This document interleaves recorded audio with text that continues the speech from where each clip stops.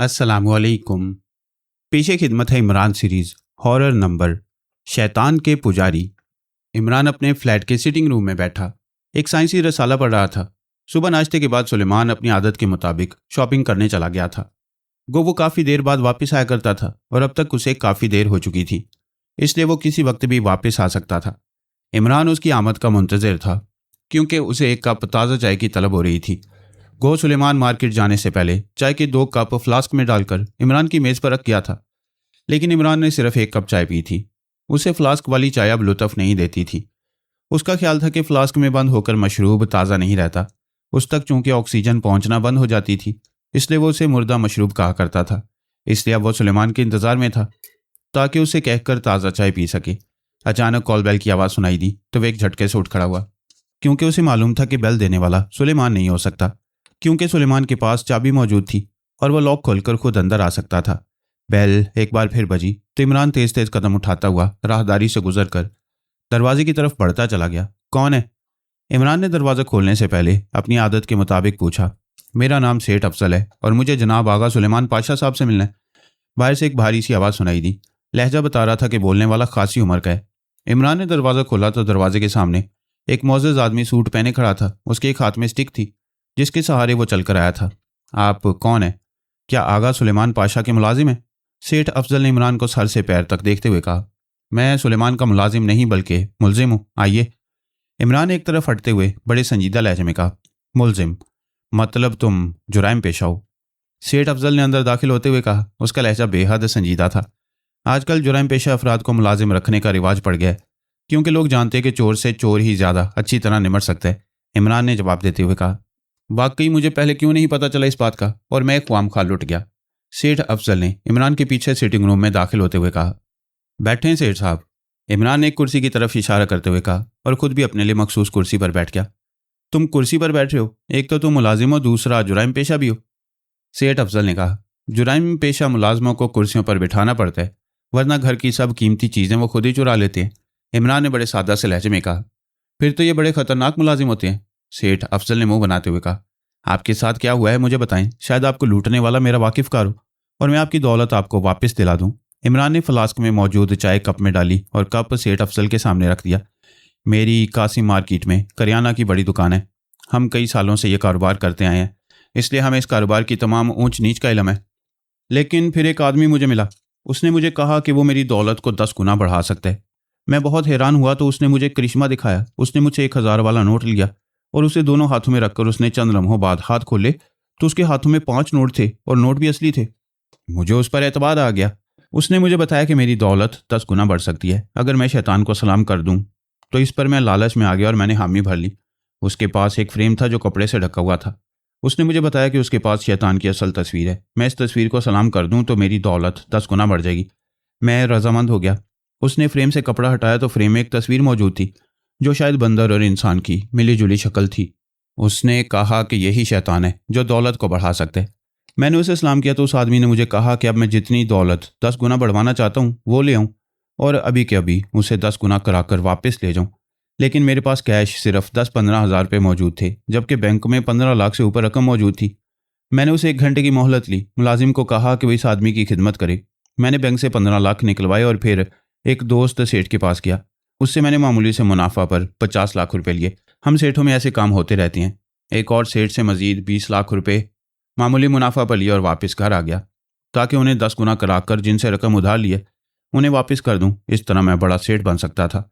उस आदमी ने तमाम रकम एक थैले में डाली और फिर उसने थैला शैतान की तस्वीर पर रख दिया और मुझे कहने लगा कि रकम बहुत ज़्यादा है, इसलिए इसे 10 गुना होने में देर लगेगी। फिर उसने वो थैला उठाकर मुझे दे दिया और कहा कि मैं सुबह को इस थैले को खोलूंगा तो तमाम रकम 10 गुना हो चुकी होगी, और खुद वो चला गया।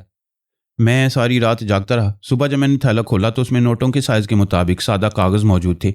उस थैले में एक भी असल नोट ना था। ये देखकर मैं बेहोश हो गया। फिर मुझे अस्पताल में होश आया। मैंने रिश्तेदारों को असल बात बताई, लेकिन किसी ने मुझ पर यकीन ना किया।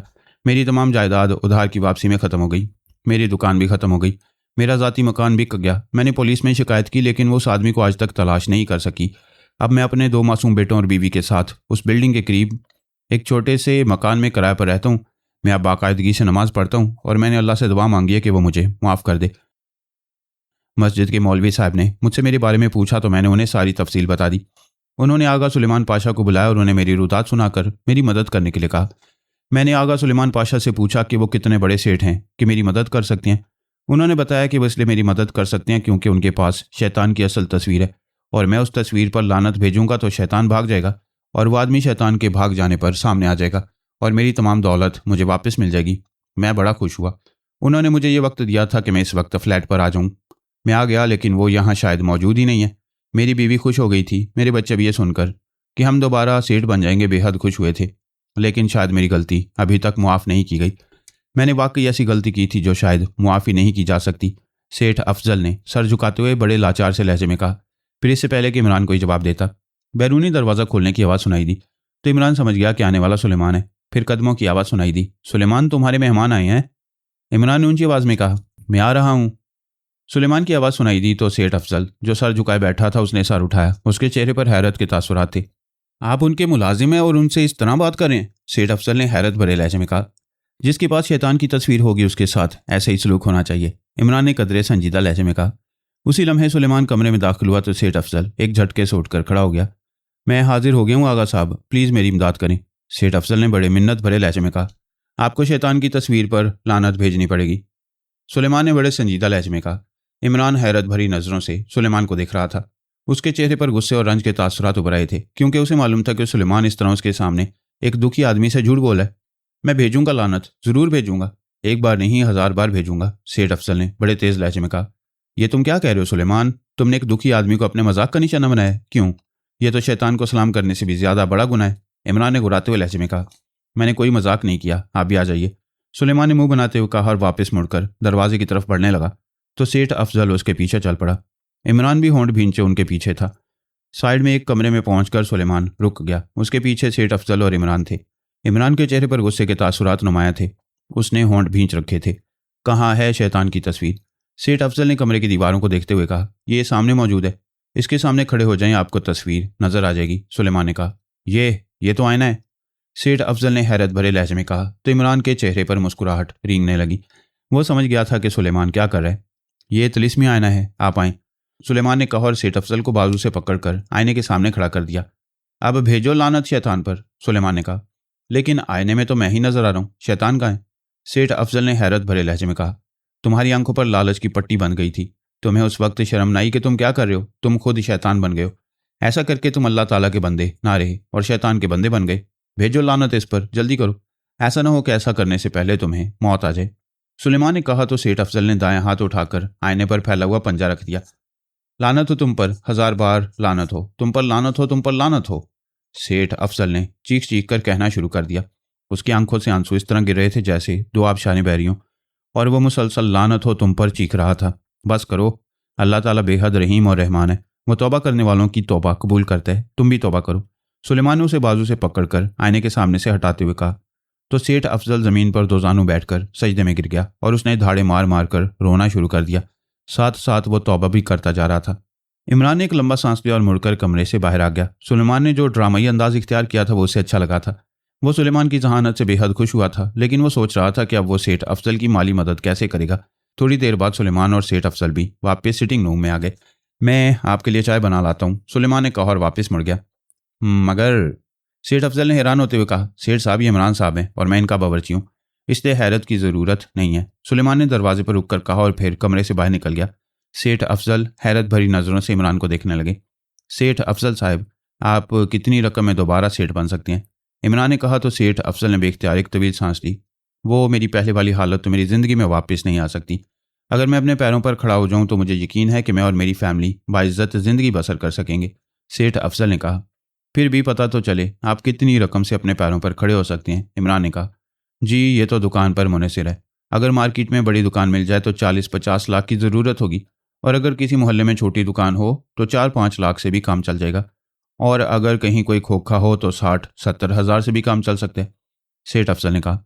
उसी लम्हे सुलेमान ट्रॉली धकेलता हुआ अंदर आ गया। उसने मेज़ के करीब ट्रॉली रोकी और ट्रॉली से चाय के बर्तन उठाकर मेज़ पर रखे और साथ ही 2 प्लेट्स बिस्किटों की भी रख दी। सेठ अफजल सुलेमान को काम करते इस तरह देख रहा था जैसे उसे अपनी आंखों पर यकीन ना हो। इमरान उसकी कैफियत को गौर से देख रहा था। फिर सेठ सुलेमान के चेहरे पर मायूसी के तासुरात उभर आए। और इमरान समझ गया कि सेठ अफजल सुलेमान को दिल ही दिल में ना जाने क्या समझ कर आया था। लेकिन यहाँ उसने सुलेमान को मुलाजमों की तरह काम करते देखा तो उसके चेहरे पर मायूसी और नाउमीदी के तासुरात उभर आए। तुम भी बैठकर चाय पी लो, इमरान ने कहा। मैं बाद में पी लूंगा, सुलेमान ने कहा और ट्रॉली एक तरफ खड़ी करके वह एक कुर्सी पर बैठ गया। इमरान और सेठ अफजल दोनों चाय पीने और बिस्कुट खाने में मसरूफ हो गए। मेरा ख्याल है कि मुझे आप इजाज़त दें, मैंने आपका वक्त ज़ाया किया है, सेठ अफजल ने चाय पीकर बड़े मायूस से लहजे में कहा। मैंने आपके लिए उसी दुकान की बात की है जो आपकी बुनियादी दुकान थी और जिसे आपने कर्जा की अदायगी के लिए नीलाम किया था। ये दुकान जिस आदमी ने ली थी उसने उसे किराए पर दे दिया था, लेकिन शायद उसका मजाज ऐसा था कि कोई किराएदार वहाँ ठहर ही नहीं सका और अब दुकान पिछले कई माह से बंद पड़ी है। मैं उस आदमी से मिला और मैंने उसे दुकान फरोख्त करने की बात की तो वो रजामंद हो गया। मैंने वही मार्केट के एक आदमी को दरमियान में डाला और फिर कीमत तय हो गई।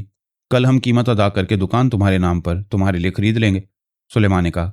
कितनी कीमत तय हुई है? सेठ अफजल ने हैरत भरे लहजे में पूछा। 75 लाख रुपए, सुलेमान ने जवाब दिया तो सेठ अफजल ने बेख्तियार एक तवील सांस लिया। जब यह दुकान नीलाम की गई तो उस वक्त इसकी कीमत 50 लाख थी, लेकिन इसे 25 लाख में नीलाम कर दिया गया था। लेकिन अब 75 लाख रुपए कहाँ से आएंगे? सेठ अफजल के लहजे में हैरत थी। मसला सिर्फ दुकान लेने से हल नहीं हो जाता, उस दुकान को माल से भी भरना होगा। मैंने अपने चंद दोस्तों से जो ये काम करते हैं बात की है तो मुश्तरका आइडिया ये था कि जिस लेवल की ये दुकान है उसमें 50 लाख का माल पहले डालना होगा, क्योंकि आगाज़ में व्यापारी उधार माल नहीं देते और आपकी तो वैसे ही हवा उखड़ चुकी है, इसलिए व्यापारियों का एतमाद बहाल होने में कुछ वक्त लग जाएगा। इसलिए 50 लाख रुपए लाजमन माल डालने में लग जाएंगे। इसके बाद आपने लालच को दिल से निकाल दिया तो आप बहुत तरक्की करेंगे और मुझे यकीन है कि बहुत जल्द आप साहब पोजीशन पर पहुंच जाएंगे, सुलेमान ने तफसील बताते हुए कहा। लेकिन सुलेमान साहब, ये तो बहुत बड़ी रकम है। अब तो यही हो सकता है कि आप मुझे किराए पर खोखा दिलवा दें, किराए पर, ताकि मैं अपना काम वहाँ कर सकूँ। ये काम 20-25 हज़ार में हो जाएगा। मैं आपको सारी उम्र दवाएं देता रहूँगा, सेठ अफजल ने कहा। सुने सेठ अफजल साहब, मेरी चंद मुखय्यर हजरात से बात हो चुकी है। कल दुकान आपकी मलकियत बन जाएगी और माल भी आपकी दुकान पर पहुंच जाएगा। मुबारक हो, लेकिन ये याद रखना कि आइंदा आपने लालच, हिरस और तमा से हर सूरत बचना है। आपने मौलवी साहब के साथ वादा किया था, सुलेमान ने कहा। क्या क्या कह रहे हो? कल मुझे दुकान भी मिल जाएगी और माल भी? 1 करोड़ 25 लाख रुपए? लेकिन ये उधार मैं कैसे उतारूंगा? सेठ अफजल ने कहा।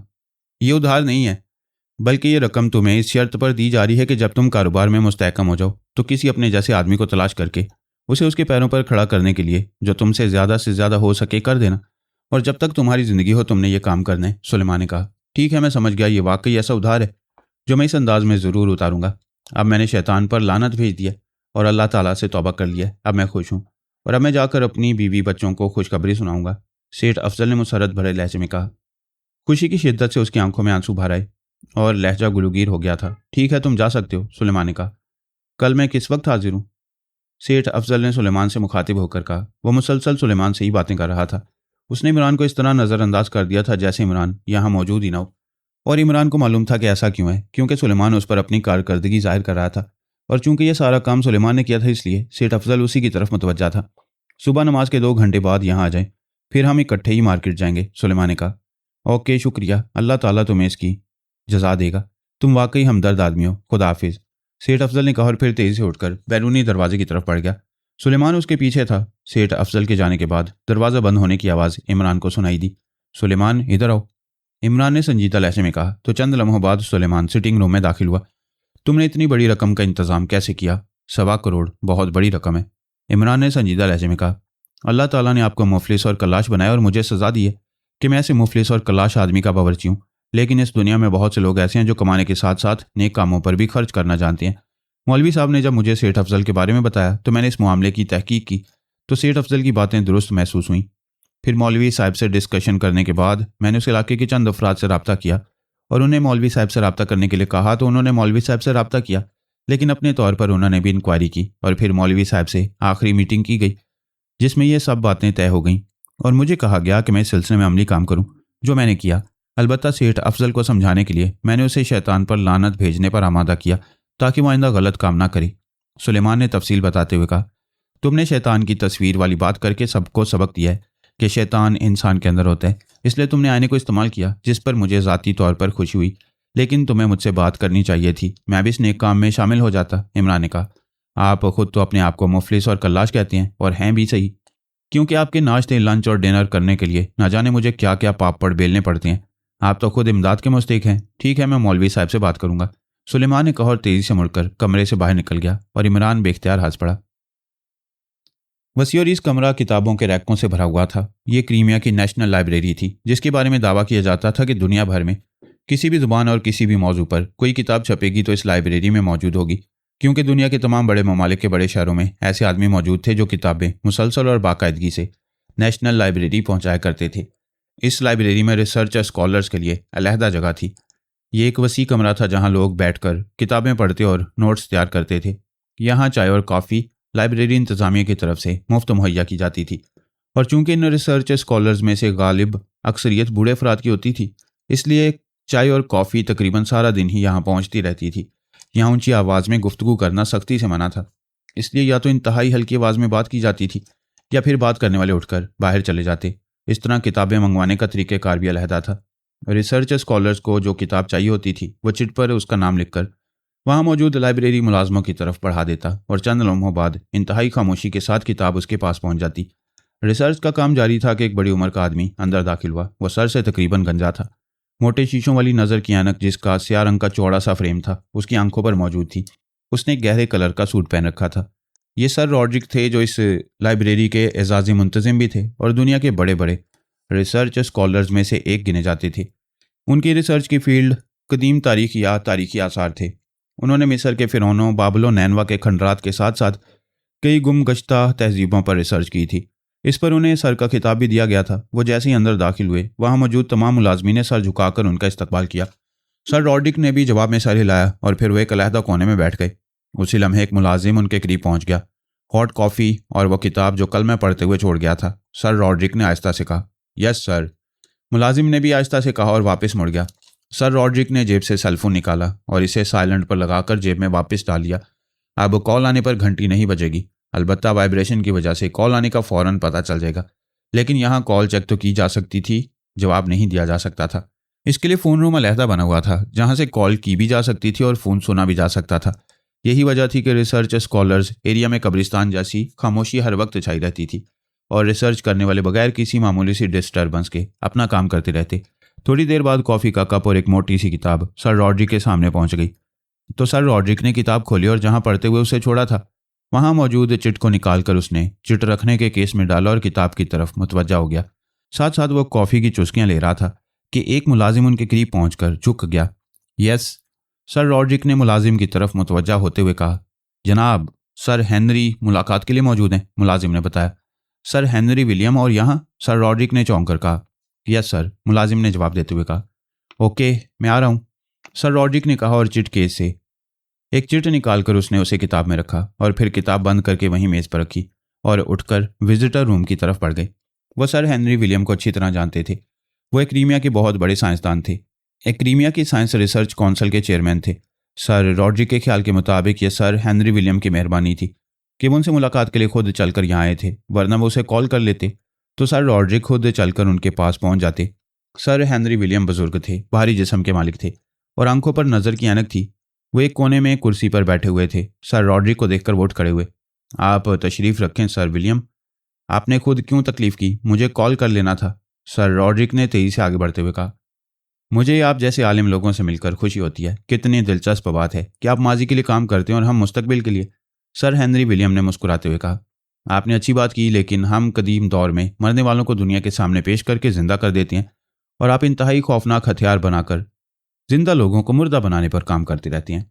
सर रॉड्रिक ने कहा तो दोनों ही बेख्तियार हंस पड़े। 2 हॉट कॉफ़ी लाओ, सर रॉड्रिक ने एक मुलाजिम को बुलाकर कहा। आपने कैसे तकलीफ़ की, कोई ख़ास बात? सर रॉड्रिक ने सर हेनरी विलियम से मुखातिब होकर संजीदा लहजे में कहा। मैं माजरत खा हूँ कि आपको डिस्टर्ब किया, लेकिन क्रीमिया के साइंसदानों को जल्दी है, इसलिए मजबूरन मुझे यहाँ आकर आपको डिस्टर्ब करना पड़ा, सर हेनरी विलियम ने कहा। उसी लम्हे मुलाजिम ट्रे में हॉट कॉफ़ी के 2 मग रख कर ले आया। उसने एक एक मग दोनों के सामने रखा और वापस चला गया। मैं समझा नहीं, आप खुलकर बात करें, सर रॉड्रिक ने हॉट कॉफ़ी की चुस्की लेते हुए कहा। हमें एक ऐसे कबीले की तलाश है जो शैतान की पूजा करता है, उसे डेविल ट्राइब कहा जाता है। ये कबीला कहाँ रहता है, हमें फौरी तौर पर यह मालूम करना है, सर हेनरी विलियम ने भी हॉट कॉफ़ी की चुस्की लेते हुए कहा। तो सर रॉड्रिक बेख्तियार चौंक पड़े। डेविल ट्राइब, शैतान की पूजा करने वाला कबीला? ऐसा तो कोई कबीला मेरे ज़हन में नहीं है और ना ही इस बारे में मैंने कभी सुना या पढ़ा है, सर रॉड्रिक ने हैरत भरे लहजे में कहा। अगर आप जैसे आलमी स्कॉलर इस बारे में नहीं जानते तो फिर कौन जानता होगा? सर हेनरी विलियम ने कदरे मायूसाना लहजे में कहा। आप तफसील तो बताएं, आप साइंसदानों को इस कबीले की तलाश क्यों है और किसने आपको इस बारे में बताया? सर रॉड्रिक ने कहा। सर रॉड्रिक, आज से 1 साल कबल हमारे एक साइंसदान डॉक्टर एंथोनी को उनके शागिर्द साइंसदान ने एक पुड़िया दी जिसमें एक नई धात के ज़र्रात मौजूद थे जो सब्ज रंग के एक जैलीनुमा मादे में मिले हुए थे। उसने बताया कि उसे ये ज़र्रात एक ऐसे आदमी ने ला कर दिए हैं जो शैतान की पूजा करता है और ये ज़र्रात उस जगह पर काफ़ी मिकदार में मौजूद हैं जहाँ ये शैतानी कबीला रहता है।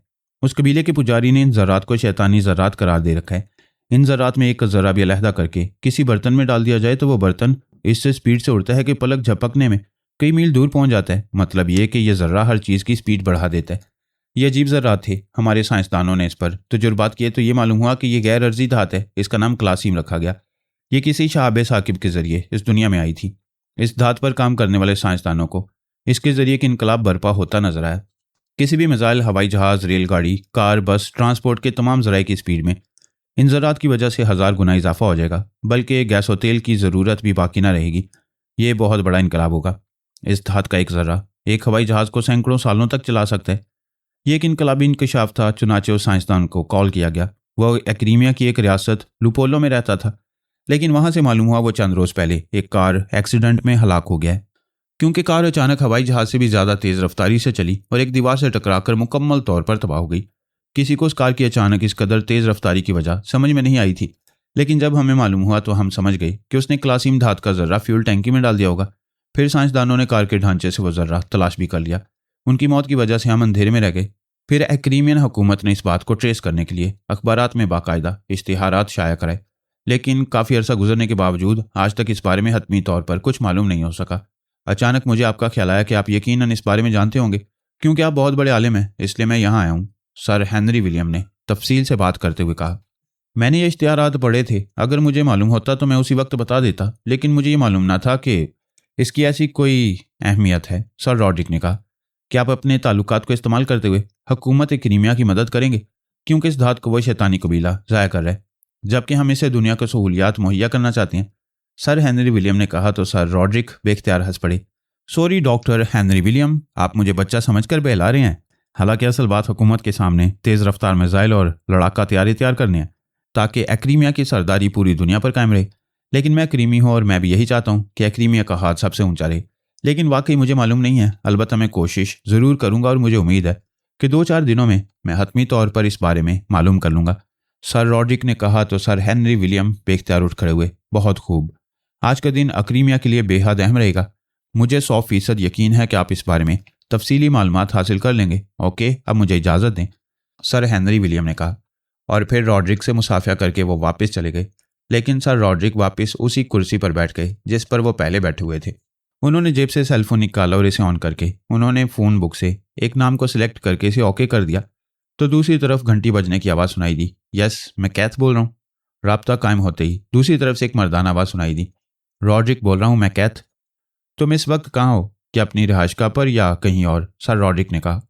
मैं अपनी रिहाइशगाह पर हूँ। हुक्म फरमाएं, आप कहाँ हैं? मैं खुद वहाँ आ जाता हूँ, मैं कैथ ने कहा। नहीं, मैं खुद आ रहा हूँ, मेरा इंतज़ार करो, सर रॉड्रिक ने कहा और राब्ता ख़त्म करके उसने सेलफोन को वापस जेब में डाला और उठकर बैरूनी दरवाजे की तरफ बढ़ गया। उन्हें मालूम था कि मैकैथ ने दुनिया की कदीम तरीन तहजीब पर तवील काम किया है और कई किताबें लिखी हैं जिन्हें दुनिया भर में बेहद पसंद किया गया है। इसलिए उन्हें यकीन था कि शैतान की पूजा करने वाले कबीले के बारे में वो लाजमन जानता होगा। गोश्त की लिखी हुई तमाम किताबें उन्होंने पढ़ी थीं, लेकिन उसने शैतान की पूजा करने वाले कबीले के बारे में किसी किताब में कुछ ना कुछ लिखा था। लेकिन उन्हें यकीन था कि वो बहरहाल कुछ ना कुछ ज़रूर जानता होगा या किसी ऐसे आदमी के बारे में बता सकता है जो इस सिलसिले में कुछ जानता हो। थोड़ी देर बाद वो मकैथ की रिहाइशगाह पर पहुंच गए। मकैथ अधेड़ उम्र आदमी था। सर के बाल सफ़ेद थे और चेहरे पर भी सिलवटें मौजूद थीं। आपने यहाँ तशरीफ़ लाकर मेरी इज़्ज़त अफजाई की है सर, मकैथ ने सर रॉड्रिक का इस्तकबाल करते हुए कहा। तो सर रॉड्रिक बेख्तियार मुस्कुरा दिए। मकैथ, मैं तुम्हारे पास इसलिए आया हूँ कि हमारी हुकूमत को एक कबीले के बारे में फ़ौरी मालूमात चाहिए और ये हमारे लिए जानना ज़रूरी है, सर रॉड्रिक ने कहा। हुकूमत को कबीले के बारे में मालूमात चाहिए? मैं समझा नहीं, मकैथ ने हैरत भरे लहजे में कहा। तो सर रॉड्रिक ने सर हेनरी विलियम की बताई हुई तफसील मुख्तसर तौर पर बता दी। शैतान की पूजा करने वाला कबीला? मैंने तो आज तक इसके बारे में नहीं पढ़ा और ना ही किसी से सुना है, मकैथ ने जवाब देते हुए कहा। ये तुम्हारी खसूसी फील्ड है, इसलिए तुम इस बारे में कोई टिप तो दे सकते हो, सर रॉड्रिक ने कहा।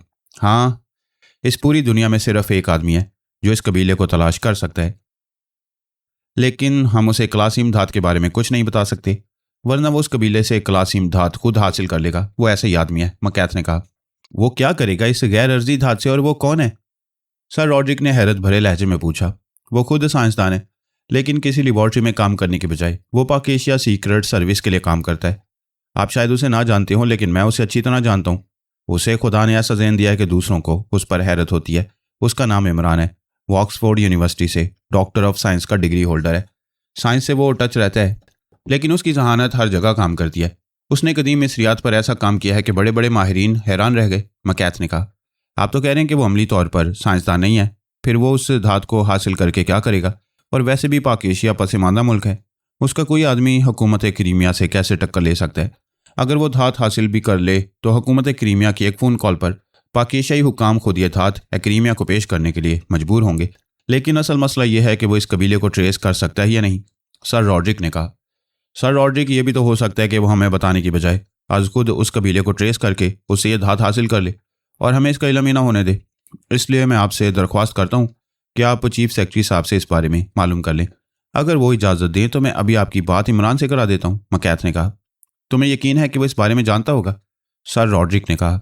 मुझे 100% यकीन है कि वो कहीं ना कहीं से इसका सुराग ढूंढ निकालेगा, मकैथ ने कहा। तो फिर उसे धात के बारे में मत बताओ, उससे हमने सिर्फ मालूमात हासिल करनी है, उसकी खिदमत तो हासिल नहीं करनी, सर रॉड्रिक ने कहा। शायद वो काम नहीं करेगा, वो दूसरों के लिए अपना वक्त ज़ाया करने का आदी नहीं है, मकैथ ने जवाब दिया। फिर क्या हो सकता है, मुझे इजाज़त दो, सर रॉड्रिक ने उठते हुए कहा। उनके लहजे में नाराज़गी का तासुर नुमाया था। आप बैठे, मैं बात करता हूँ, मैं आपकी नाराज़गी बर्दाश्त नहीं कर सकता, मकैथ ने कहा, और मेज़ पर पड़े फ़ोन का रिसीवर उठाकर उसने इंक्वायरी के नंबर प्रेस कर दिए। Enquiry please. राब्ता होते एक नस्वानी आवाज़ सुनाई दी। एशिया के मुल्क पाक एशिया और उसके दारुल हुकूमत का नंबर दें, मकैथ ने कहा। तो दूसरी तरफ से चंद लम्हों के बाद राब्ता नंबर्स बता दिए गए। मकैथ ने क्रैडल दबाया और टून आने पर उसने तेज़ी से नंबर प्रेस करने शुरू कर दिए। आखिर में उसने लाउडर का बटन भी प्रेस कर दिया और दूसरी तरफ घंटी बजने की आवाज़ सुनाई देने लगी और फिर रिसीवर उठा लिया गया। Ali Imran, MSc DSc Oxon बोल रहा हूँ, एक खुशगवार सी आवाज़ सुनाई दी तो सर रॉड्रिक के चेहरे पर हैरत के तासुरात उभर आए। इमरान, मैं वेलिंगटन से मकैथ बोल रहा हूँ, मकैथ ने कदरे बेतकल्फाना लहजे में कहा। मकैथ, तुम वेलिंगटन कब गए? 2 साल पहले तो मुझे बताया गया था तुम मुस्तकिल तौर पर नाराक चले गए हो और वहाँ का नंबर मेरे पास ना था, इमरान ने भी बेतकल्लुफाना लहजे में कहा। मैं रिसर्च की गर्ज से नाराक गया था, 1 साल बाद वापस आ गया, फिर फुर्सत ही नहीं मिल सकी, मकैथ ने कहा। इसका मतलब है कि अब तुम फारिग हो चुके हो और तुम्हें मेरी याद उसी वक्त ही आ सकती है जब तुम्हारी रिसर्च कहीं अटक जाए, इमरान ने कहा। तो मकैथ बेख्तियार हंस पड़ा। तुमने दुरुस्त समझा है, मारूफ आलिम जनाब सर रॉड्रिक भी मेरे साथ मौजूद हैं।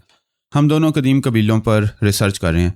इस सिलसिले में एक ऐसे कबीले का नाम सामने आया है जिसके बारे में हमें कहीं से कोई सुराग नहीं मिला, और वो है शैतान की पूजा करने वाला कबीला।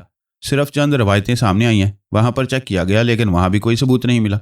चुनाचे मैंने सोचा कि तुम्हें फ़ोन किया जाए, मकैथ ने तफसील से बात करते हुए कहा। मतलब है कि बराह रास्त शैतान से ही पूछ लिया जाए, इसलिए फ़ोन किया तुमने?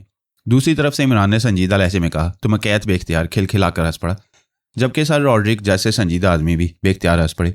चलो यूं ही समझ लो, अब तुम बड़े अच्छे अंदाज में बता दोगे, मकैथ ने हंसते हुए कहा। यह बहुत बड़ा कबीला है, लाखों नहीं करोड़ों अफराद इसमें शामिल हैं और मजीद शामिल होते रहते हैं, इमरान ने कहा। तो मकैथ और सर रॉड्रिक दोनों ही बेख्तियार उछल पड़े। क्या कह रहे हो तुम? क्या तुम इस बारे में जानते हो? मकैथ ने हैरत भरे लहजे में कहा। मैं क्या, सब जानते हैं कि कौन शैतान की पूजा करता है और कौन नहीं। जो शख्स भी दानिस्ता गुनाह करता है वो शैतान की ही पूजा करता है, और लाखों करोड़ों अफराद पूरी दुनिया में किसी न किसी हवाले से गुनाह करते रहते हैं, इमरान ने जवाब देते हुए कहा। तो दोनों ने बेख्तियार तवील सांस लिया। तुम ठीक कह रहे हो, लेकिन हम ऐसे कदीम कबीले की तलाश में हैं जो शैतान की पूजा करता है, मकैथ ने कहा। मुझे मालूम नहीं, लेकिन मालूम किया जा सकता है। लेकिन आपने इस काम के लिए मेरा इंतखाब क्यों किया? क्या आपका ख्याल है कि मैं शैतान का दोस्त हूँ? इमरान ने कहा। नहीं, ऐसा मत सोचो प्लीज़, मुझे तो तुम्हारा ख्याल इसलिए आया कि मैं जानता हूँ कि तुम चाहो तो सब कुछ कर सकते हो। मुझे यकीन है कि तुम हमारी रिसर्च में ज़रूर मदद करोगे, मकैथ ने कहा। ओके, मैं कोशिश करता हूँ, लेकिन मुझे कुछ वक्त देना होगा, इमरान ने कहा। कितना वक्त लोगे तुम? मकैथ ने कहा। 2 रोज़, और 2 रोज़ बाद मैं खुद आपको फ़ोन करूँगा। आप अपना फ़ोन नंबर बता दें और राब्ता नंबर भी, इमरान ने कहा। तो मकैथ ने दोनों नंबर बता दिए। Good bye. इमरान ने कहा और इसके साथ ही राब्ता ख़त्म हो गया। मकैथ ने रिसीवर रख दिया। क्या तुम्हें यकीन है कि यह शख्स काम कर लेगा? सर रॉड्रिक ने कहा। हाँ मुझे यकीन है, मकैथ ने कहा। ओके, लगता तो तेज़ और ज़हीन है। बहरहाल तुम्हारा शुक्रिया, मालूम होने पर मुझे फ़ोन कर देना, सर रॉड्रिक ने कहा। यस सर, मेरे पास आपका फ़ोन नंबर मौजूद है, मकैथ ने कहा और फिर दोनों बैरूनी दरवाजे की तरफ बढ़ गए। इमरान ने कार राना हाउस के जहाज़ी साइज़ के गेट के सामने रोकी और मखसूस अंदाज में हॉर्न दिया तो कुछ देर बाद बड़ा गेट खुलता चला गया और इमरान कार अंदर ले गया। सामने बरामदे में जवाना मौजूद था। इमरान ने कार पोर्च में ले जाकर रोक दी और फिर नीचे उतरकर वो आगे बढ़ा तो जोसेफ ने पहले गेट बंद किया और फिर इमरान की तरफ आते हुए उसने सलाम किया। इसके बाद बरामदे से नीचे उतरकर आने वाले जवाना ने भी सलाम किया। कैसे हो तुम दोनों? इमरान ने मुस्कुराते हुए कहा। सब ठीक है मास्टर, आपने इस बार बड़े दिनों बाद चक्कर लगाया है, जवाना ने कहा। आका से गिला नहीं किया जा सकता जवाना, वो जिस वक्त चाहे आए, जब तक चाहे ना आए, आका तो आका ही होता है, जोसेफ ने मुंह बनाते हुए कहा। मैं गिला नहीं कर रहा, सिर्फ कह रहा हूं, जवाना ने जवाब देते हुए कहा। मुझे दरअसल यहाँ आने से डर लगता है, अब भी कांपता हुआ आया हूँ, इमरान ने कहा तो जोसेफ और जवाना दोनों उछल पड़े। ये आप क्या कह रहे हैं मास्टर? जवाना ने हैरत भरे लहजे में कहा, जबकि जोसेफ भी हैरत भरी नजरों से इमरान को देखता रहा, लेकिन उसने जुबान से कुछ नहीं कहा।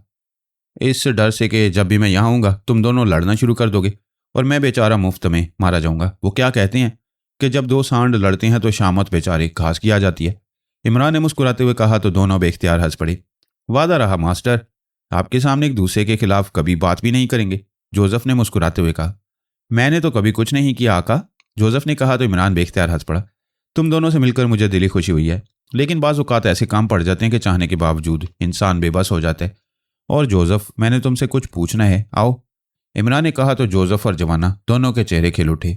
जोसेफ, मुझे एक ऐसे कबीले की तलाश है जो बाकायदा शैतान की पूजा करता है, क्या तुम्हें इस बारे में मालूम है? इमरान ने कुर्सी पर बैठते हुए कहा। जवाना तो कुर्सी पर बैठ गया, लेकिन जोसेफ खड़ा था। उसकी आदत थी कि वह इमरान के सामने कुर्सी पर ना बैठता था। मैंने विच डॉक्टर लुसाई से सुना था कि हांगो के पहाड़ों में शैतान की पूजा करने वाला कबीला रहता है, बस इससे ज्यादा मुझे कुछ मालूम नहीं, जोसेफ ने जवाब देते हुए कहा। क्या तुम विच डॉक्टर लुसाई से मजीद तफसील मालूम कर सकते हो? इमरान ने कहा। लुसाई शैतान का पैरोकार है आका, इसलिए मैंने उसे अपने सर पर हाथ नहीं रखने दिया था, जिस पर उसने कहा था कि अब वो हांगो चला जाएगा जहां शैतान की पूजा करने वाला कबीला है, और फिर वो नाराज होकर चला गया। जोसेफ ने बराह रास्त इनकार करने की बजाय घुमा फिराकर बात करते हुए कहा। ठीक है, अब हांगो को ढूंढना पड़ेगा। जोसेफ, अलमारी में बर्र-ए-आज़म अफ्रीका का तफसीली नक्शा मौजूद होगा, वो ले आओ, इमरान ने कहा। मास्टर, आपने जोसेफ की वजह से अंदाजा लगाया है कि ये इलाका बर्र-ए-आज़म में होगा, जवाना ने कहा। बर्र-ए-आज़म अफ्रीका से बाहर विच डॉक्टर ना जाते हैं और ना होते हैं, इसलिए अगर ये इलाका विच डॉक्टर ने बताया है तो लाजमन बर्र-ए-आज़म अफ्रीका में ही होगा, इमरान ने जवाब देते हुए कहा, और जवाना ने इस बात में सर हिला दिया। थोड़ी देर बाद जोसेफ वापस आया तो उसके हाथ में एक रोल शुदा नक्शा मौजूद था, जिसका साइज काफ़ी बड़ा था। चाय बना लाओ, इमरान ने कहा तो जोसेफ ने इस बात में सर हिलाया और वापस मुड़ गया। आप नक्शा देखें, मैं बाहर जा रहा हूँ, जवाना ने उठते हुए कहा तो इमरान ने इस बात में सर हिला दिया और जवाना बैरूनी दरवाजे की तरफ बढ़ गया। इमरान ने नक्शे को अपने सामने मेज़ पर फैलाया और इस पर झुक गया। ये लीजिए बॉस, चाय। चंद लम्हों बाद जोसेफ की आवाज़ सुनाई दी और साथ ही जोसेफ ने चाय का कप इमरान के सामने मेज़ पर रख दिया। जोसेफ, याद करो, शायद विच डॉक्टर लुसाई ने कुछ और भी कहा हो, इमरान ने चाय का कप उठाते हुए कहा। यस बॉस, आपके कहने पर मैंने जहन पर जोर दिया है और मुझे याद आ गया है कि विच डॉक्टर लुसाई ने कहा था कि कबीला पहाड़ों में रहता है, जोसेफ ने मौदबाना लहजे में जवाब देते हुए कहा। ओह गुड, यह अहम बात है। ठीक है, अब मैं उसे तलाश कर लूंगा, इमरान ने कहा और एक बार फिर नक्शे पर झुक गया। वो साथ साथ चाय की चुस्कियां मिले रहा था। हाँ, पहाड़ी इलाके की फहरिस्त पहले चेक कर ली जाए, इमरान ने बुड़बड़ाते हुए कहा। तफसीली नक्शा के निचले हिस्से में बर्र-ए-आज़म अफ्रीका के बारे में जो तफसीलात दर्ज थीं उनमें पहाड़ी इलाकों की फहरिस्त अलहदा थी। इमरान ने यह फहरिस्त चेक की, लेकिन हांगो नाम का कोई इलाका इस फहरिस्त में शामिल ना था। यह क्या मतलब हुआ? क्या उस विच डॉक्टर ने गलत बताया था या ये गलत कहा था कि वो पहाड़ी इलाका है? इमरान ने बुड़बड़ाते हुए कहा, लेकिन फिर उसकी नज़र फहरिस्त में एक जगह रुक गई। निगोला, ये उस हांगो से मिलता जुलता नाम है, इसे चेक कर लूँ, इमरान ने खुद कलामी के अंदाज में कहा, और फिर नक्शे पर उस निगोला को तलाश किया और थोड़ी सी कोशिश के बाद उसे यह नाम मिल गया। ये एक छोटे से अफ्रीकी मुल्क का नाम था। इमरान ने अब इस मुल्क के मुख्तलिफ इलाकों को चेक करना शुरू कर दिया और चंद लम्हों बाद वो बेख्तियार उछल पड़ा, क्योंकि वहाँ हांगो का नाम मौजूद था और ये वाकई पहाड़ी इलाका था। इमरान ने बेख्तियार एक तवील सांस लिया और एक बार फिर चेकिंग के सिलसिले में उसने नक्शे को रोल किया और जोसेफ को आवाज़ दी। उससे मालूम था कि जब तक वो इस कमरे में रहेगा जोसेफ दरवाजे के बाहर मौजूद होगा, और वही हुआ। जैसे इमरान ने जोसेफ को आवाज़ दी, जोसेफ किसी जिन की तरह नमूदार हो गया। यस बॉस, जोसेफ ने कहा। तुम्हारे विच डॉक्टर लुसाई ने दुरुस्त बताया था। अफ्रीकी मुल्क निगोला में एक पहाड़ी इलाका हांगो है। अब मैं मजीद रिसर्च कर लूँगा। तुम्हारा शुक्रिया, इमरान ने कहा। बॉस, गुलाम एक दरख्वास्त करता है कि अगर आप हांगो जाएं तो मुझे ज़रूर साथ ले जाएं, ताकि मैं वहां जाकर विच डॉक्टर लुसाई का शुक्रिया अदा कर सकूं। जोसेफ ने कहा। लेकिन वो शैतान का पैरोकार है और तुमने तो उसे अपने सर पर हाथ भी ना रखने दिया था। फिर तुम अब उसका शुक्रिया कैसे अदा करोगे? इमरान ने शरारत भरे लहजे में कहा। मैं उसकी तरफ पुश्त कर लूंगा, आंखें बंद कर लूंगा, फिर शुक्रिया अदा करूंगा, क्योंकि उसकी बताई हुई बात आज आपके काम आ गई। जोसेफ ने मासूम लहजे में कहा तो इमरान बेख्तियार हंस पड़ा। ओके, तुम्हें और जवाना दोनों को साथ ले जाऊंगा, बशर्ते कि मुझे वहां जाना पड़ा, क्योंकि मैं वहां की सैर करने नहीं जा सकता। लेकिन मेरी छठीस कह रही है कि मुझे वहां जाना पड़ेगा, और मेरी छठीस कभी गलत नहीं कहती, इमरान ने कहा। यस बॉस, आपकी कोई हिस्स भी गलत नहीं कह सकती, क्योंकि आप बॉस हैं, जोसेफ ने कहा तो इमरान बेख्तियार हंस पड़ा और मुड़कर दरवाजे की तरफ बढ़ने लगा। और फिर थोड़ी देर बाद वो दानिश मंजिल के ऑपरेशन रूम में दाखिल हुआ तो ब्लैक जीरो ने उठकर उसका इस्तकबाल किया। बैठो, इमरान ने कहा और खुद भी अपने लिए मखसूस कुर्सी पर बैठ गया। आप कुछ संजीदा नजर आ रहे हैं इमरान साहब, ब्लैक जीरो ने कहा। जब शैतान से पाला पड़ जाए या हर तरफ से शैतान तुम्हें घेर ले तो फिर संजीदा होना पड़ेगा, इमरान ने कहा तो ब्लैक जीरो बेख्तियार हंस पड़ा। यह सब आपको इसलिए महसूस हो रहा है कि आपने शादी नहीं की, आपकी उम्र खासी हो चुकी है। अब शादी आपके लिए ज़रूरी है, वरना आप शैतान का आसान शिकार साबित होंगे, ब्लैक जीरो ने कहा तो इमरान बेख्तियार हंस पड़ा। ये बात तुम कर रहे हो जो खुद अभी तक कमा रहे है, इमरान ने मुस्कुराते हुए कहा। आप लीडर हैं और लीडर के तहत लोग उसकी पैरवी करते हैं, ब्लैक जीरो ने कहा। तुमने जो कुछ कहा है उससे यही समझ में आता है कि तुमने मेरी बात समझी नहीं। मैं वाकई शैतान की ही बात कर रहा हूँ। आगा सुलेमान पाशा ने पहले मुझे शैतान को दिखाया, फिर मुझे उस कबीले को तलाश करना पड़ा जो शैतान की पूजा करता है। इसलिए मैंने कहा था कि हर तरफ से शैतान ने मुझे घेर लिया, इमरान ने कहा। क्या मतलब, आप क्या कह रहे हैं? मेरी समझ में कुछ नहीं आया, ब्लैक जीरो ने हैरत भरे लहजे में कहा तो इमरान ने उसे सेठ अफजल की आमद से लेकर मकैद की कॉल तक की तफसील बता दी। हैरत अंगेज, ये क्या इत्तफाक है कि एक ही दिन शैतान इतना एक्टिव हो गया, ब्लैक जीरो ने कहा। यह तो इत्तफाक है, असल मसला यह है कि मकैथ ने एक क्रीमी आलम फाजिल सर रॉड्रिक का हवाला दिया है, जिस पर मैं चौंक उठा, क्योंकि मुझे मालूम है कि सर रॉड्रिक ऐसे कबीलों में कभी कोई ताल्लुक नहीं रहा। वह कदीम मिस्रियात के माहिर हैं, उनकी फील्ड कदीम तरीन हिस्ट्री है। अलबत्ता मकैथ ने ऐसे कबीलों पर किताबें लिखी हैं, लेकिन उसका अंदाज बता रहा था कि इस कबीला की तलाश सर रॉड्रिक को है, दूसरे लफ्ज़ों में क्रीमिया को है, और मकैथ को आगे किया जा रहा है। ऐसा क्यों है? सर रॉड्रिक या हुकूमत क्रीमिया को इस कबीले से क्या दिलचस्पी हो सकती है, इमरान ने कहा। आपने उस कबीले को तलाश कर लिया है, ब्लैक जीरो ने कहा। हाँ, एक अफ्रीकी मुल्क निगोला का पहाड़ी इलाका जिसका नाम हांगो है, वहाँ यह कबीला मौजूद है, इमरान ने जवाब दिया। आपने कैसे मालूम किया? क्या आप खुद कभी गए हैं वहाँ या किसी और से आपने पूछा है, ब्लैक जीरो ने कहा तो इमरान ने उसे जोसेफ और विच डॉक्टर लूसाई के बारे में तफसील बता दी। ओह, लेकिन अब आपको शक क्या पड़ा है? आप उन्हें फ़ोन करके बता दें और मसला ख़त्म। अब हर बात पर शक करना हमारी फितरत सानिया बन गई है, ब्लैक जीरो ने कहा। बता तो दूं, लेकिन मेरी छठी हिस्स मुसलसल अलार्म बजा रही है, इसलिए मैं हकीकत जानना चाहता हूँ, इमरान ने कहा।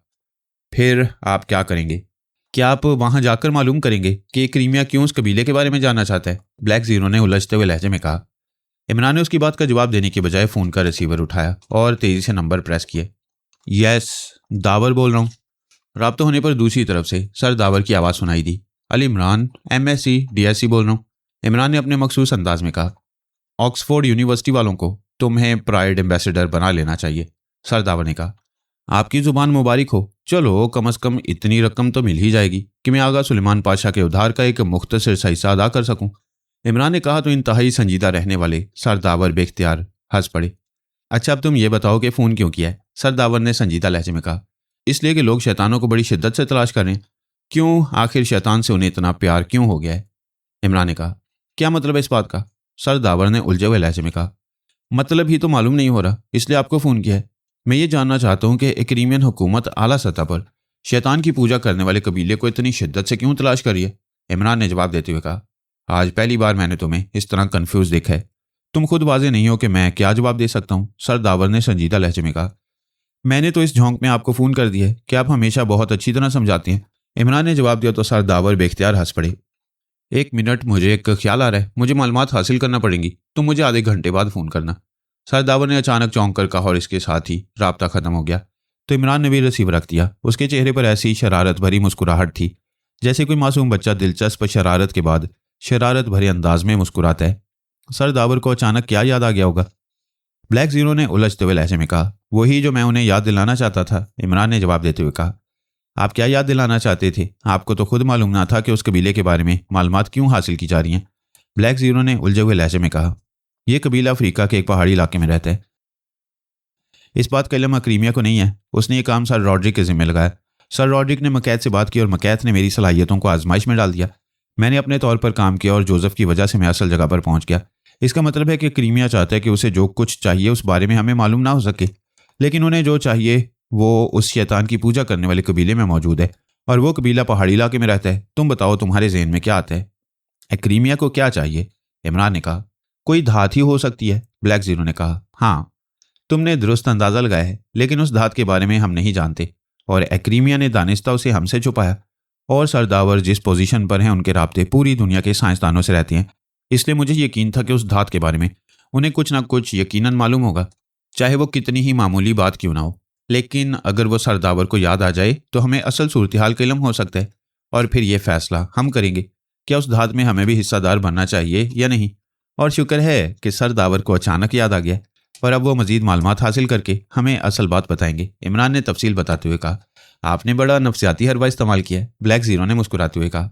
मेरे तमाम नफसियाती हरबों का असल उस्ताद आगा सुलेमान पाशा है, जिसने सेठ अफजल को शैतान की तस्वीर दिखाई, और मुझे भी, ताकि हम उस पर लानत भेज सकें। और जब तक आईना सामने नहीं आया मैं खुद भी समझ ना सका कि सुलेमान ने यह तस्वीर कहाँ छुपा रखी है। इमरान ने कहा तो ब्लैक जीरो एक बार फिर हंस पड़ा। फिर आधे घंटे बाद इमरान ने एक बार फिर फोन का रिसीवर उठाया और नंबर प्रेस करने शुरू कर दिए। दावर बोल रहा हूँ।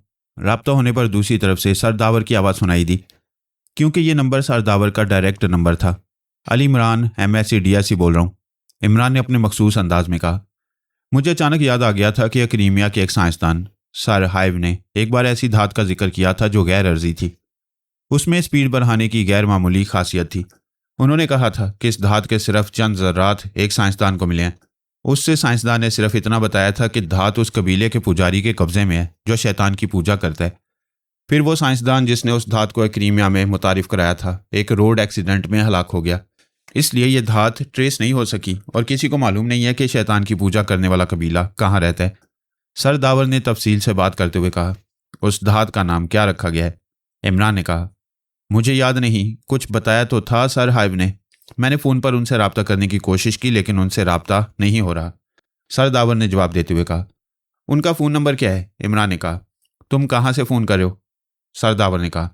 मैं इस वक्त एक मार्केट में हूँ, वहाँ के फ़ोन बूथ से बात कर रहा हूँ। आप चीफ को फ़ोन करके बता दें, मैं उन्हें कह देता हूँ। इमरान ने कहा तो ब्लैक जीरो मुस्कुरा दिया। ओके। दूसरी तरफ से कहा गया तो इमरान ने रिसीवर रख दिया, और फिर थोड़ी देर बाद फ़ोन की घंटी बज उठी तो इमरान ने हाथ बढ़ाकर रिसीवर उठा लिया। X2, इमरान ने मखसूस लहजे में कहा। दावर बोल रहा हूँ सर। अभी इमरान बेटे से बात हुई है। उन्होंने क्रीमिया के एक साइंसदान सर हाइव का फ़ोन नंबर पूछा था, सर दावर ने बात करते हुए कहा। मुख्तसर बात किया करें सर दावर, आपका मेरा दोनों का वक्त बेहद कीमती है, इमरान ने खासे सर्द और सख्त लहजे में कहा। यस सर, फ़ोन नंबर बता रहा हूँ, वो इमरान तक पहुँचा दें, सर दावर ने खुश्क लहजे में कहा, और इसके साथ ही फ़ोन नंबर बताकर उन्होंने बगैर कुछ कहे राब्ता ख़त्म कर दिया। तो इमरान ने मुस्कुराते हुए रिसीवर रख दिया। क्या ज़रूरत थी सर दावर को इस तरह नाराज़ करने की? ब्लैक जीरो ने कहा तो इमरान बेख्तियार हंस पड़ा। सर दावर बेहद ज़हीन आदमी है। मैंने जिस तरह मार्केट का बहाना किया है उनसे आसानी से हजम नहीं हो सकता था, और वो इस नतीजे तक पहुंच सकते थे कि मैं ही सब कुछ हूं। लेकिन जो डांट उन्हें चीफ ने पिलाई है वो उन्हें भी मालूम है कि कम अज़ कम इमरान उन्हें डांट नहीं सकता। इमरान ने कहा। आप बड़े दूर की बात सोचते हैं, ब्लैक जीरो ने बेख्तियार तवील सांस लेते हुए कहा। जिस सीट पर तुम हो उस सीट पर बैठकर हर मामले में दूर तक सोचना पड़ता है। वैसे हमसे कहीं ज़्यादा ज़हीन लोग यहाँ मौजूद हैं जो चंद मिनट में इस सेटअप को ट्रेस कर लें जिसे हमने इतने तवील अरसे से छुपाया हुआ है, इमरान ने कहा, और ब्लैक जीरो ने इस बात में सर हिला दिया।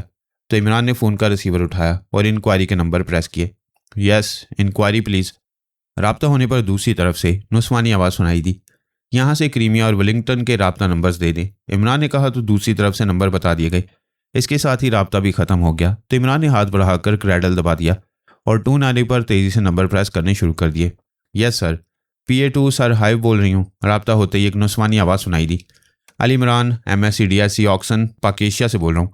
सर हाइव से कहें कि उनका यह नंबर मुझे पाकेशिया के सर दावर ने दिया है और मैं उनसे ज़रूरी बात करना चाहता हूँ। इमरान ने कहा, होल्ड करें। दूसरी तरफ से कहा गया और लाइन पर खामोशी तारी हो गई। हेलो, क्या आप लाइन पर हैं? चंद लम्हों बाद पीए की आवाज़ सुनाई दी। लाइन पर नहीं, कुर्सी पर बैठा हूँ, इमरान ने जवाब दिया। सर हाइव से बात कीजिए। दूसरी तरफ से कदरे गुस्सीले लहजे में कहा गया। हेलो, हाइव बोल रहा हूँ। चंद लम्हे बाद एक भारी सी आवाज़ सुनाई दी। ये सारे सर क्या एक जैसे होते हैं? सर दावर भी अपना तारुफ कराते हुए सिर्फ दावर कहते हैं और आपने भी सर को गोल कर दिया। इमरान ने शरारत भरे लहजे में कहा। अलबत्ता ब्लैक जीरो होंठ भींचे खामोश बैठा हुआ था। ओह नॉटी बॉय इमरान, तुम हो? कितने तवील अरसे बाद तुमसे बात हो रही है। मुझे तुम्हारा नाम याद नहीं रहा था। अलबत्ता तुम्हारे मजाक से याद आ गया है। कैसे फ़ोन किया है नॉटी बॉय? दूसरी तरफ से सर हाइव ने हंसते हुए लहजे में कहा। अल्लाह ताला ने आपको वाकई बेपनाह याददाश्त बख्शी है। अब मुझे याद आ गया कि आपसे 5-6 साल पहले अक्रीमिया की एक साइंस कॉन्फ्रेंस में मुलाकात हुई थी। मैं सर दावर के साथ शरीक हुआ था।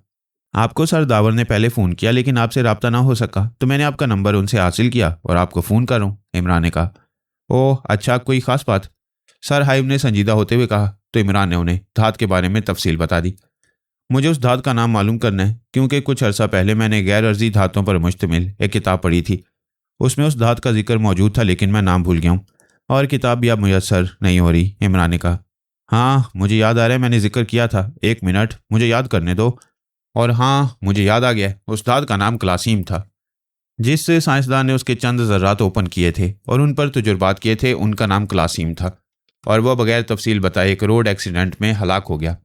सिर्फ इतना उसने बताया था कि जिस जगह से उसे यह ज़र्रात मिले हैं वहाँ शैतान की पूजा करने वाला कबीला रहता है। फिर उसके हलाक हो जाने के बाद चूंकि धात के मजीद ज़खीरे का इल्म ना हो सका इसलिए खामोशी तारी हो गई। इसलिए मैं भी भूल गया था, सर हाइव ने तफसील से बात करते हुए कहा।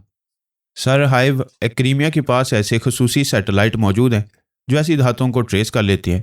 फिर इसके बारे में क्यों मालूमात ना मिल सकी, इमरान ने कहा। सैटेलाइट से भरपूर कोशिशें की गईं लेकिन क्लासीम धात ट्रेस नहीं हो सकी, सर हाइव ने जवाब देते हुए कहा। ओके, बेहद शुक्रिया, गुड बाय, इमरान ने कहा और रिसीवर रख दिया। इसका मतलब है इमरान साहब के धात अब इस दुनिया में कहीं भी मौजूद नहीं है। फिर मैकैथ और सर रॉड्रिक उसे क्यों तलाश कर रहे हैं और आपको क्यों कहा गया है कि उसे ट्रेस करें, ब्लैक जीरो ने कहा। उन्होंने धात के बारे में तो कोई बात नहीं की, सिर्फ कबीले की बात किया। ये धात वाला आइडिया तो मेरा था और वह दुरुस्त साबित हुआ। अब ये हमने सोचना है कि क्या किया जाए, इमरान ने कहा और फ़ोन का रिसीवर उठाकर नंबर प्रेस करने शुरू कर दिए। दावर बोल रहा हूँ। राब्ता होने पर दूसरी तरफ से सर दावर की आवाज़ सुनाई दी। अली इमरान, MSc DSc बोल रहा हूँ, इमरान ने अपने मखसूस लहजे में कहा। बोलो, सर दावर ने गुस्सीले लहजे में कहा। आपको इतना गुस्सा क्यों आ रहा है? क्या किसी ने गलत बात कह दिया? इमरान ने ब्लैक जीरो की तरफ मायनेखेज नज़रों से देखते हुए कहा। मैं बेहद मसरूफ़ हूँ, 1 घंटे बाद फ़ोन करना। दूसरी तरफ से कहा गया। अरे अरे, 1 घंटे में तो हो सकता है कि क़यामत आ जाए और फिर मेरी आपसे बात ही ना हो सके, इमरान ने कहा। लेकिन दूसरी तरफ से रिसीवर रख दिया गया। सर दावर नाराज़ हैं, आपने उनकी कदर नहीं की और उन्हें डांट दिया, ब्लैक जीरो ने कहा। ओके, अब कोई दूसरा चैनल इस्तेमाल करना पड़ेगा, इमरान ने कहा और फ़ोन का रिसीवर उठाकर नंबर प्रेस करने शुरू कर दिए। गुलाम हुसैन बोल रहा हूँ। राब्ता होते ही दूसरी तरफ से एक मर्दाना आवाज़ सुनाई दी। गुलाम हुसैन, मैं अली इमरान बोल रहा हूँ, आंटी से बात कराओ, इमरान ने कहा। जी अच्छा, होल्ड करें, दूसरी तरफ से कहा गया और ब्लैक जीरो समझ गया कि इमरान अब कौन सा चैनल इस्तेमाल कर रहे हैं। वो सर दावर की बेगम से बात कर रहा था। हेलो, कौन बोल रहा है? चंद लम्हों बाद एक खातून की भारी आवाज़ सुनाई दी। आंटी, मैं अली इमरान बोल रहा हूँ। आपने सर दावर को क्या कहा है कि वह मेरी बात सुनने से इनकारी हैं, इमरान ने नाराज़ लहजे में कहा। मैंने क्या कहना है, मेरी तो कोई बात नहीं हुई। क्यों, वो क्यों नहीं सुन रही तुम्हारी बात? सर दावर की बेगम ने हैरत भरे लहजे में कहा। मैंने उनसे एक ज़रूरी बात करने के लिए फ़ोन किया लेकिन उन्होंने नाराज़गी भरे लहजे में कहा कि मैं 1 घंटे बाद फ़ोन करूं। मैं समझा कि आपने मेरी शिकायत की है क्योंकि ऐसा रवैया वो उस वक्त अपनाती हैं जब आप उन्हें शिकायत करती हैं, इमरान ने कहा। मैंने तो तुम्हारी शिकायत नहीं की और ये कैसे हो सकता है कि मैं तुम्हारी शिकायत करूं, सर दावर की बेगम ने जवाब देते हुए कहा। फिर आप बताएं कि मैं क्या करूं, वो तो मेरी बात ही नहीं सुनते, इमरान ने इंतहाई बेबस हो जाने वाले लहजे में कहा। मैं भी पूछती हूँ उनसे कि ऐसी भी क्या मसरूफियत है कि वो मेरे बेटे की बात ही नहीं सुन रहे, सर दावर की बेगम ने गुस्सीले लहजे में कहा। तो आंटी, मैं 10 मिनट बाद उन्हें दोबारा फ़ोन करूं, इमरान ने ऐसे लहजे में कहा जैसे वो खुश हो रहा हो कि सर दावर उसकी बात सुन लेंगे। बिल्कुल करो, और अगर वो फिर भी बात ना सुने तो फिर तुम भी उनके ऑफिस पहुंच जाना, मैं भी वहां पहुंच जाऊंगी, फिर मैं देखूंगी कि वो कैसे तुम्हारी बात नहीं सुनते, बेगम दावर ने कहा और इसके साथ ही राब्ता ख़त्म हो गया। तो इमरान ने मुस्कुराते हुए रिसीवर रख दिया। अब सर दावर को पता चलेगा कि इमरान की कॉल ना सुनने का क्या नतीजा निकलता है, इमरान ने शरारत भरे लहजे में कहा। आपने ज़्यादती की है, वो बहुत ज़्यादा डिस्टर्ब हो जाएंगे। ब्लैक जीरो ने सरदावर की हमायत करते हुए कहा। होते रहें, अब वो कम अज़ कम 1 साल मेरी कॉल सुनने से इनकार ना करेंगे। तुम्हें मालूम नहीं कि आंटी का गुस्सा क्या होता है। वो आतिशफिशां खातून है।